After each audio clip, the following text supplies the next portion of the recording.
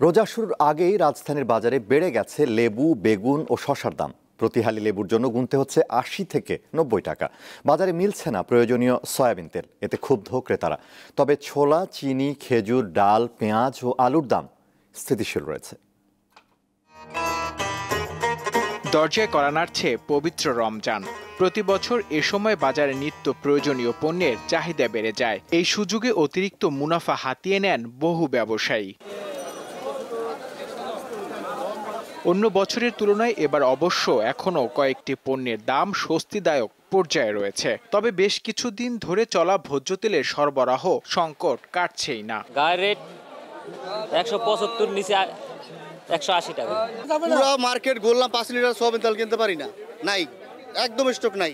Rate সমঝোতা ওদের সাথে বসবে, তখন এই সংকটটা কৃত্রিম যে সংকট এটা থাকবে না। আমার মনে হয় যে মেসেজগুলো আমরা ভাবতেছি ২০০ টাকার উপরে লিটার হবে। এ পরিস্থিতিতে শনিবার রাজধানীর কারওয়ান বাজারে সয়াবিন তেলের অবৈধ মজুদের বিরুদ্ধে অভিযান চালায় জাতীয় ভোক্তা অধিকার সংরক্ষণ অধিদপ্তর। কৃত্রিম সংকট সৃষ্টি করে সয়াবিন তেলের দাম বাড়ালে কঠোর ব্যবস্থার হুঁশিয়ারি দেয় সংস্থাটি।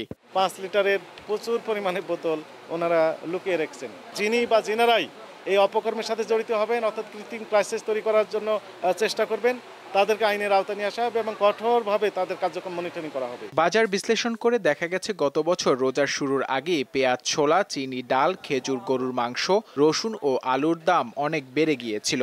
সে তুলনায় এবছর এখন পর্যন্ত চিনি, খেজুর, ডাল, পেঁয়াজ ও আলুর দাম অনেকটা স্বাভাবিক রয়েছে। তবে বেড়েছে লেবু, বেগুন ও শসার দাম। একটা লেবু ২০ টাকা, আলি ৮০ টাকা।